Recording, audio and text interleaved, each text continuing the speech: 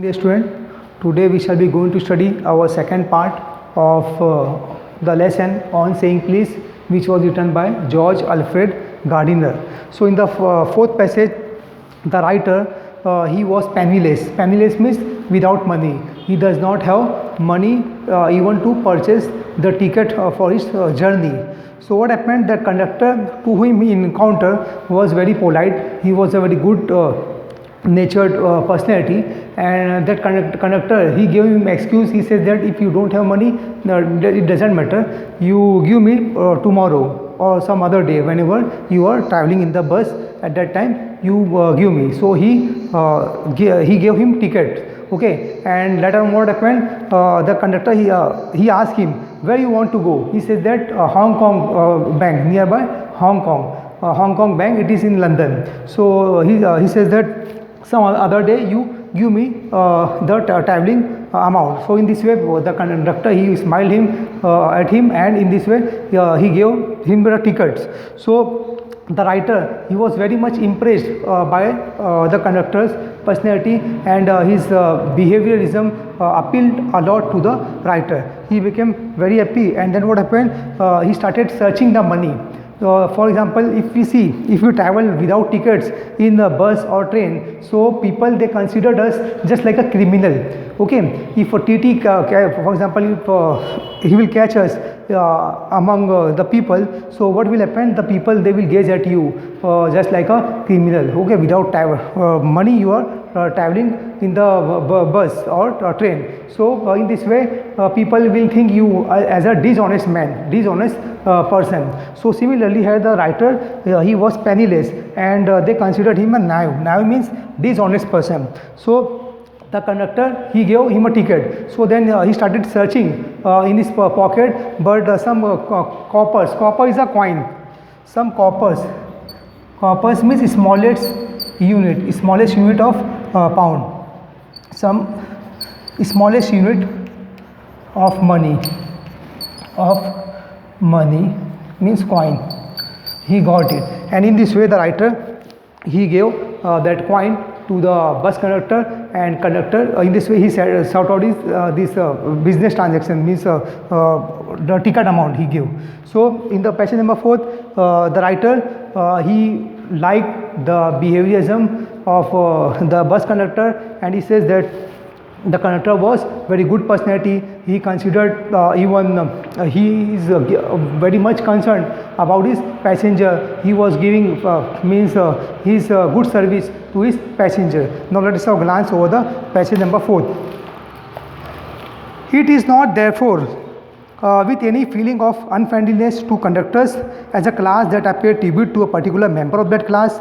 First I became conscious of his existence one day when I jumped onto a bus and found that I had left home without any money in my pocket. So what happened? He said that I would like to pay my tribute to those bus conductors who are generously rendering their service wholeheartedly to their passengers. And they are behaving in a good manners. I jumped on the bus. He went on the bus, and what happened? He forgot his purse, and money was kept at home. Everyone had the experience and knows the feeling, the mixed feeling which the discovery arouses. You are annoyed because you look like a fool. If suppose without ticket TT will catch you, so you will feel very much embarrassed, and you look like a fool. People will consider you as a dishonest man. They will gaze at you from the side just like a criminal. Okay, you would not be able to surprise if the conductor eyed you coldly as much as to say, yes, I know that, still old trick. And the conductor will tell you, yes, you don't teach me a lesson, it is old trick. Means the passenger who does not want to give the money, who does not want to purchase the ticket, what they are doing, they are making different kinds of excuse. The conductor would say the writer, yes, that is old trick. You are putting your hand in the pocket and searching that I have forgotten that purse at home. This is old trick now. And even if conductor is a good fellow and lets you down easily, you are faced with the necessity of going back, and the inconvenience, perhaps the missing your train or your engagement. Having searched my pockets in vain for stray coppers, and having found it utterly penniless, I told the conductor with as honest face I could assume. Then in this way, what happened? The writer, he says that when I put my hand in the pocket at that time, that I did not find the purse. So I request him, some other day I will give you the money. So the conductor, he gave a smile and he says that, okay, where you want to go? He says that Hong Kong, in London there is a one Hong Kong bank there. So he said that some other day you give me. So this writer, he said that on another day how can I pay you your money. So in this way he started searching. Then fortunately he got some penny and he gave to the bus conductor, and in this way the transaction has closed. He has given the money to the bus conductor. So in the passage number 4, the writer, he is talking about the good manners, behaviorism of the bus conductor, how he tackle his passengers, and in this way the writer, he was very much impressed by the bus conductor, and in this experience, whatever experience he has got, that he has shared, and he says that means it doesn't matter whether the person who is low grade employee, whether watchman, whether this cleaner, whether garbage man who is cleaning the garbage. So what type of job you are doing, it doesn't matter. If you are spreading the good manners, mannerism and good behaviors among your means in your surrounding, so what will happen? You will lead a happy life.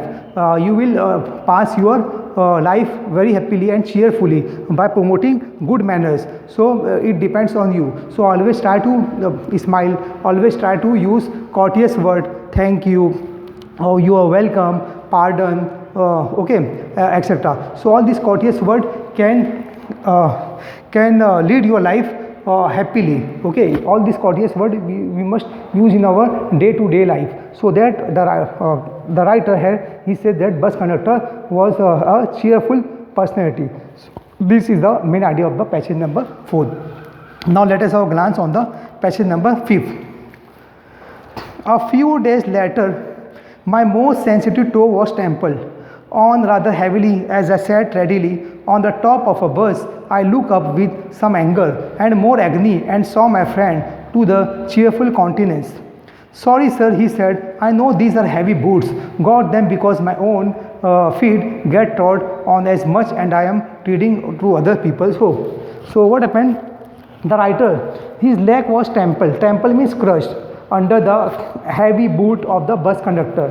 Next day again he started traveling, so he encountered the same bus conductor. So what happened? Conductor, he apologized him. He said him sorry to the writer, and the conductor, he told him, I know very well that my boot is very heavy and it gives you a pain. For that I am really sorry. If you please forgive me, apologize me, pardon me. He is good at giving comfortness to his passenger. The good quality of conductors are mentioned in this passage is that whenever any old man comes in the bus, so he becomes the son of that old man. Whenever children come in the bus, so he used to behave just like a fatherly figure with the children. He is becoming caring father for the children. As with the young people, always indulge. Whenever young people comes with the same age group of bus conductor, he used to crack jokes. He says merry joke. He entertain the young people, and in this way he used to spread good manners. If blind man comes, so he safely he catch the hands and he take them down at the pavement. Pavement is a footpath, and in this way he is telling the bus driver to stop the bus, and he is rendering his service wholeheartedly. He is promoting the good manners, and these all qualities of the bus conductor appealed the writer most. So in this way the writer, he is appreciating the works, the service of bus conductor. Next, he had hurt me, but he was so nice about it. I had assured him he hadn't. After this I began to observe him whenever I boarded his bus. and found a furious pleasure in the constant good nature of his bearing. He seemed to have an inexhaustible fund of patience and a gift for making his passenger comfortable. So in this way, he is making his passenger comfortable by behaving. He is always giving comfortness to his passenger. So to the old people, he is becoming son, just like a son. How the son he used to interact with their parents, father. So he becomes the son for the old people, and he becomes caring father for the children. And for young people, he used to make the entertainment jest and some jokes. He used to crack the joke. He make them happy. And for the blind people, he is catching their hand and he is crossing the road. Next, he would call to Bill in front of to wait while he took him across the road or round the corner or otherwise safely on his way. In short, I found that he irradiated means spread or produce, irradiated, spread or produce, irradiated,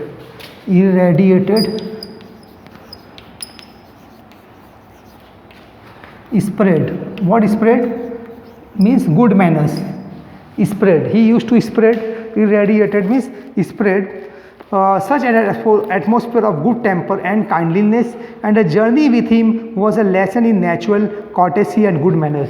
So in this way, the journey, he makes the journey very much means pleasant for his passenger. So for example, whenever we are traveling in the bus or train, so sometime what happened, if we are beside us the passenger who is seated, he is having a good sense of humor. So what happened, he makes the journey very pleasant. If you will if you will encounter some passenger who is having means rude temper, he cannot adjust you in this means beside you. So what will happen, he will quarrel, he will fight, he will tell you, you put your goods upside on the upboard, don't keep here, like that, like this way. So what happened, it depends on means moods and manners, what type of person you are encountered with, it depends on that. So the passengers, what happened, they makes your life journey pleasant. If you are encounter with bad tempered manner, so your journey will become somewhat difficult. Next, what struck me particularly was the ease with which he got through his work. If bad manners are infectious, so also are good manners. If we encounter incivility, most of us are apt to become uncivil. But if it is unusually uncouth person who can be disagreeable with sunny people. So here he is saying that good manners, if bad means good manners are very good to promote happiness. And bad manners are just like infectious virus. If suppose bad manners people encounter with you, at that time what will happen, you may feel unpleasant. And both are on the contrary, both are having its own pros and cons. Good manner is having a good characteristic, positive traits, and bad manners are having negative traits. So it both of these characteristics are having its own pros and cons. Next, uncouth means impolite. Nothing clears up my spirits like a fine day, said kids and cheerful person descend on even the gloomiest of us with something of the benedictions of a fine day. Benediction means blessing. Even the great poet in English, John Keats, he says that we must consider as a blessing. Benediction means blessing. Whenever we encounter good manners oriented person or traits, so those person, they will make our life happy. And his own civility, polite bus conductor, and his own civility, his conciliatory address, good humored. Conciliatory means friendly feeling. Bearing infected his passenger. In lightening their spirit, he lightened his own task. His gaiety was not a wasteful. Gaiety means cheerfulness, luxury, but a sound investment. So what happened? It is if we are facing good manners people, passenger in the bus or train. So what happened? It would become our means the writer says that it is a good investment, luxury and a sound investment. So what happened? You will feel means relaxed and comfortable. So in your journey. So these are the point. So all these are the main ideas of the passage number 5. So both good manners and bad manners are having its own pros and cons, and bad manner infect the society at a large, and good manners promotes happiness, feeling of cheerfulness.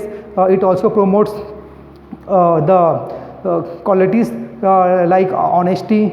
We should always become honest whenever we are traveling, wherever we are going. We should means our act must be positive. It should not hurt the sentiment of other people. So whenever we are traveling, at that time we should keep all these traits in our mind, and that we should not affect any other person when we are traveling in the bus or train. So we should be cordial with any passengers while we are traveling in the bus or train. So these are the main idea of the passage number 5.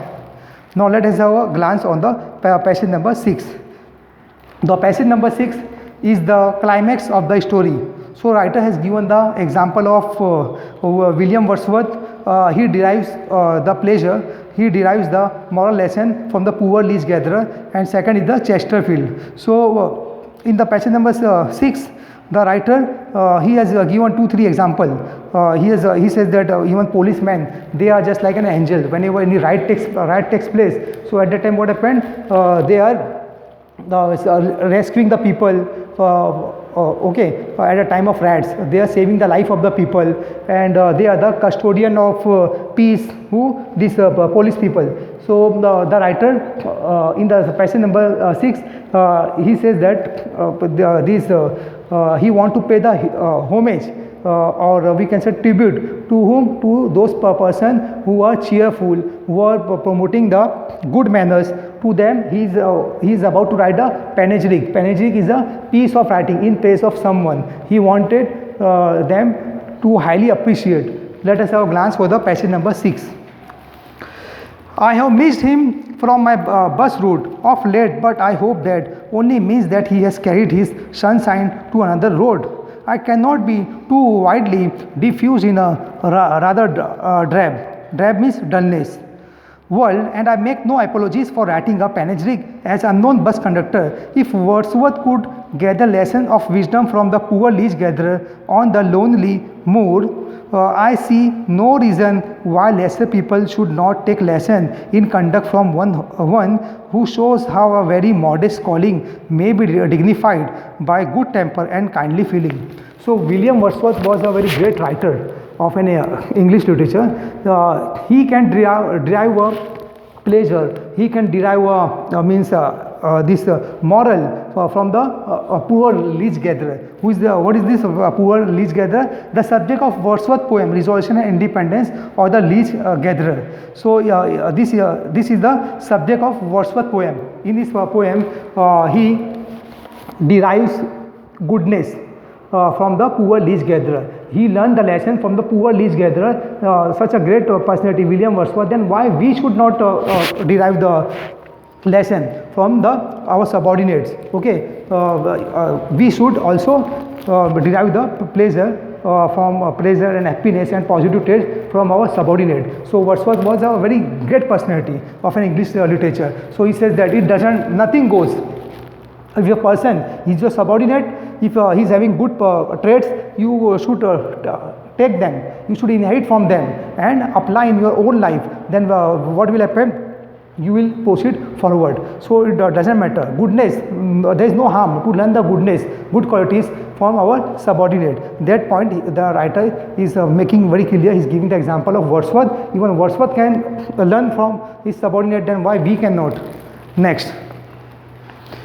It is a matter of general agreement that the war has had a chilling effect upon those little everyday civilities of behavior that sweeten the general air. We must get those civilities back if we are to make life kindly and tolerable for each other. We cannot get them back by invoking the law. The policeman is a necessary symbol and the law is a necessary institution for a society that is still somewhat lower than the angels. But the law can only protect us against material attack. So here in the second paragraph, the writer he is saying that these police people at the time of riot, what happened? They are rescuing the people at the time of riots, whenever riot takes place. So what happened? These police people, they are custodian of peace. Their main duty is to spread means peace in their jurisdiction. So these police people, they are not less than angels. They are just like an angels. They are rescuing the life of the people. They are controlling the rights. They are putting their life into the danger in order to maintain peace and harmony in the society and community. So their role is very important. This institution is working and they will protect you from the material attack. Material attack means the people who are attacking, one community attacks at the time of riots. Hindu-Muslim riots very often takes place. So what happened? Their duty is to control it. They are controlling it and they are rescuing the life of the people. So they are not less than angels according to the writer in this perspective. But the law can only protect us against material attack. Now will the leaf man's way of meeting moral affront by physical violence help us to restore the civilities? I suggest him that the world have a more subtle and effective revenge if he had treated the gentleman who would not say please with elaborate. A moral affront means insult to someone's dignity and politeness. He would had a victory not only over the boor. Boor means insensitive person. The writer he says that even this would be a big tribute for the person at the time of means at the time of riots take place. So what happened? We should appreciate, we should encourage the police personnel whenever they are doing their service and they are rescuing the life of the people. They are not less than angel. He would have the victory not only over the boor but over himself. That is the victory that counts. Means what? He would have the victory, the person who is considered as a low, inferior in the society, but what happened? They are having high moral ground, they are having good manners, so they win the spiritual victory over the material victory. The polite man may lose the material advantage, but he always has the spiritual victory. The polite man, sometimes what happened? The people are very poor, means the low grade employee, they are working honestly and their superior, they are firing them, and what happened? They cannot say anything in front of them. Okay, they remain polite. So that politeness is going to give them a spiritual victory rather than giving them material victory. So material victory is nothing but this spiritual victory is greater than those victory. I comment to the leaf man a story of Chesterfield. In his time, the London street were without the pavement of today, and the man who took the wall had the driest footing. I never give the wall to a scoundrel, said a man who met Chesterfield on the day in the street. Chesterfield is the English statesman's author and patron of letter, is the name of the writer, Lord Chesterfield. So in his book, the writer has cited one scene, and he says that the man, he was constructing the wall and that had the driest footing, and that man, he says in that scene, I never give my wall to a scoundrel. Scoundrel means rough, means impolite person. Said a man who met Chesterfield one day in the street. I always do, said Chesterfield, stepping with a bow into the road. I hope the leaf man will agree with his revenge was much more sweet than if he had flung the fellow into the mud. So in this way, the writer, he says that I think that this leaf man, he must also derive the moral message from this man, means from this scene of the Chesterfield, he can also derive his revenge. Okay, that revenge must be in a positive side, it must not be a negative. So in this way it would promote means harmony and more sweet than if the had flung fellow into the mud. So the writer, he says that this leaf man, he was doing his duty, but thing is that what happened, he lose his temper, and in this way this incident took place,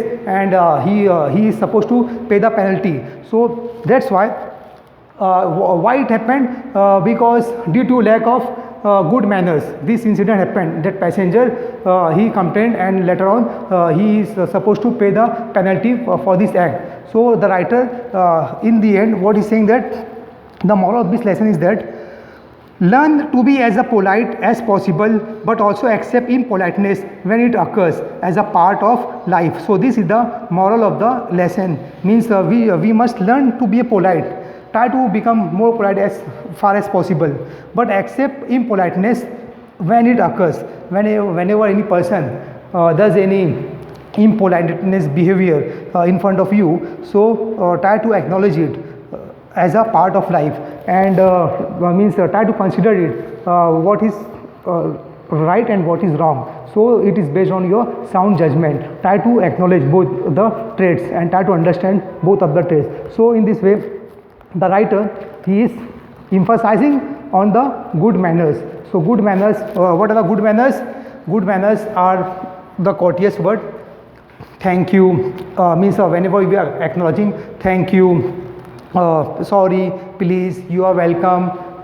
Okay, so all these words are words of courtesy. We should employ this characteristic in our life and try to promote good manners. If we promote good manners in the society, it would be means good for the health and hygiene of the people, and in this way society will become strong and healthy. If suppose you will promote bad manners, so society would be recognized as a bad, if where the people are living all impolite. Okay, so in this way, dear student, the writer, he has emphasized on good manners, and he says that always good manners people are acknowledged, they are always appreciated, and the people who are bad, they are not liked by the other people, they are not liked by the society at large.